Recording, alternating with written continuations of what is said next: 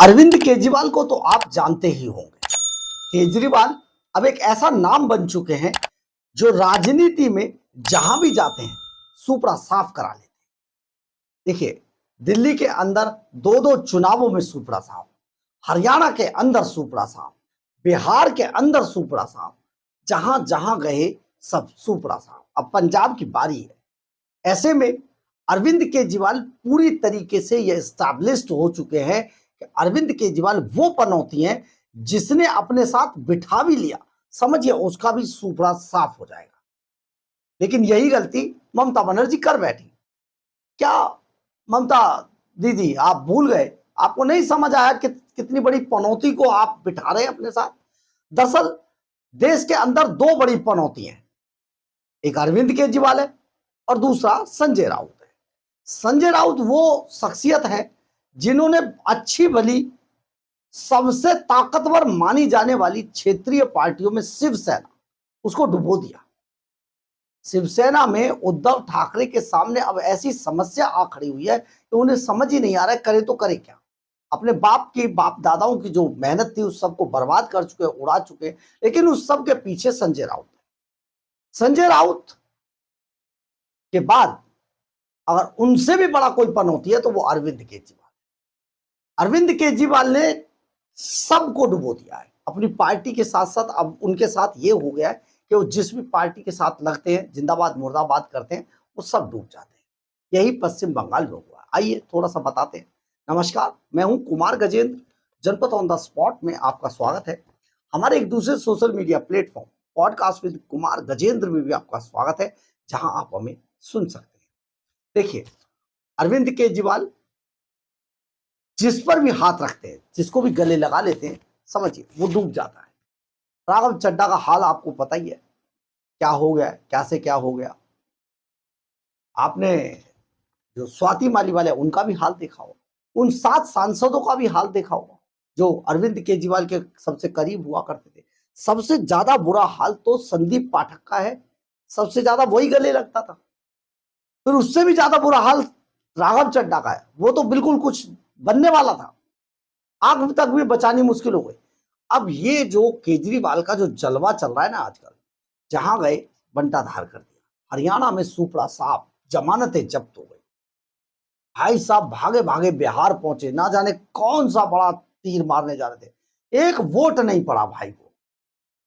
अब हुआ क्या, अरविंद केजरीवाल के लिए एक बड़ी समस्या यह है कि उसे अपनी राजनीतिक जमीन बचाने के लिए, और साथ में जब वो तिहाड़ जेल चले जाएं, ये तो पक्का है कि तिहाड़ जेल उसको जाना है, जेल में बंद होना है। तो पहले तो सीएम के रहते, इसीलिए तो सीएम पद से इस्तीफा नहीं दिया था कि अगर सीएम पद से इस्तीफा दे देते तो भाई साहब उन्हें 2 बंदे नहीं पूछते, पार्टी टूट जाती, पार्टी के लोग ही चले जाते, कब्जा कर लेते संजय सिंह उस पर, या कोई और कर लेता। लेकिन आप सोचिए वो सीएम बने रहे। ये पहले देश के अंदर इतिहास बन गया, पहला ऐसा शख्स था जो मुख्यमंत्री के बने रहने के दौरान वो तिहाड़ जेल के अंदर बंद था।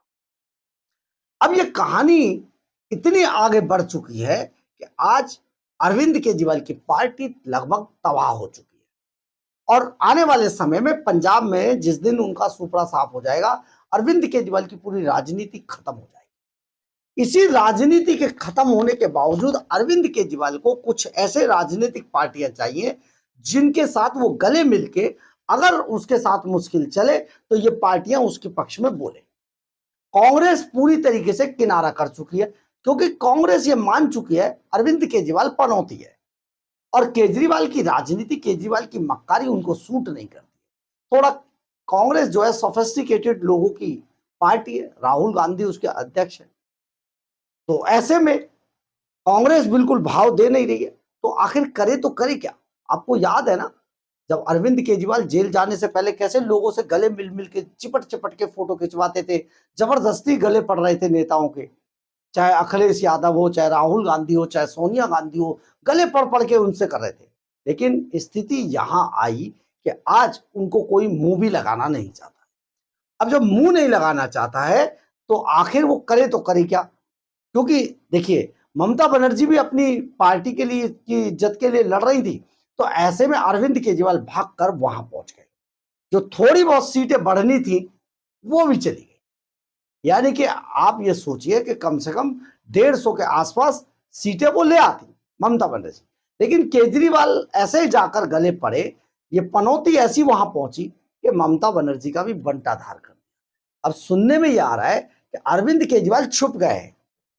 अब ये समझ नहीं आ रहा है कि वो उस बंगले में छिपे हुए फिरोजशाह रोड वाले में या अपने बंगले में छिपे, क्योंकि दोनों की चाबी अभी इन्हीं के पास है।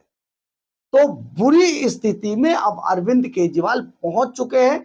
अरविंद केजरीवाल ही वो शख्स है जिसने ममता बनर्जी की रही सही ताकत को खत्म करवा दिया। वहां जाकर बड़े बड़े भाषण दे रहे थे, और इन भाषणों में जानते हैं उनके पास गिना चुना सिर्फ एक ही काम है, बस किसी भी तरीके से मोदी और अमित शाह को टारगेट करना।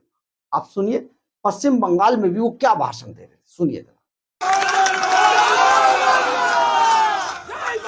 पूरा देश देख रहा है किस तरह से बीजेपी ने पूरी आर्मी भेज दी, पूरी सेंट्रल फोर्सेस भेज दी आप लोगों के खिलाफ। पूरे देश से आर्मी इकट्ठी करके बंगाल में भेज दे रहे। बंगाल में टेररिस्ट रहते हैं क्या? आप लोग टेररिस्ट हैं? आप लोग आतंकवादी हैं? आप लोग भी इंडियन हैं?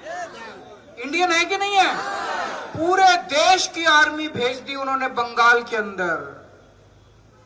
ये बंगाल के ऊपर हमला है, बंगाली संस्कृति के ऊपर हमला है, बंगाली अस्मिता के ऊपर, इज्जत के ऊपर हमला है, हर बंगाली के ऊपर हमला है।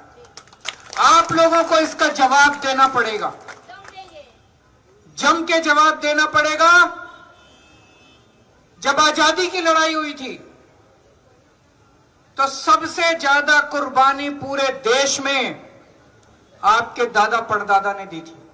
सुभाष चंद्र बोस, खुदीराम बोस, न जाने कितने लाखों लाखों बच्चे, युवा आजादी की लड़ाई में कुर्बान हो गए, शहीद हो गए।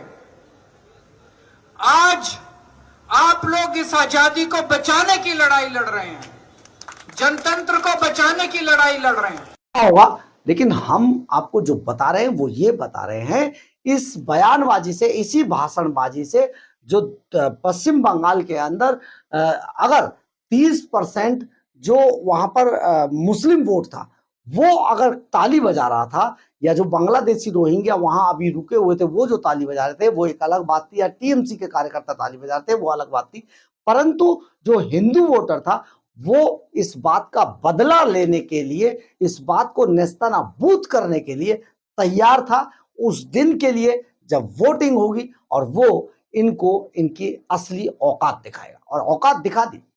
अब तृणमूल कांग्रेस का सफाया हो चुका है।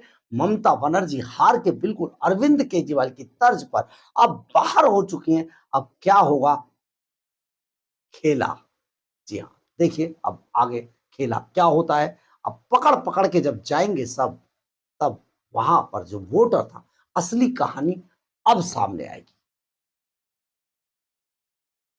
अगर आपको हमारी ये खबर अच्छी लगे तो आप इसे लाइक, सब्सक्राइब और शेयर जरूर करें। कमेंट्स बॉक्स में अपनी राय जरूर लिखें, इससे हमें बहुत बहुत बहुत ऊर्जा मिलती है। जय हिंद,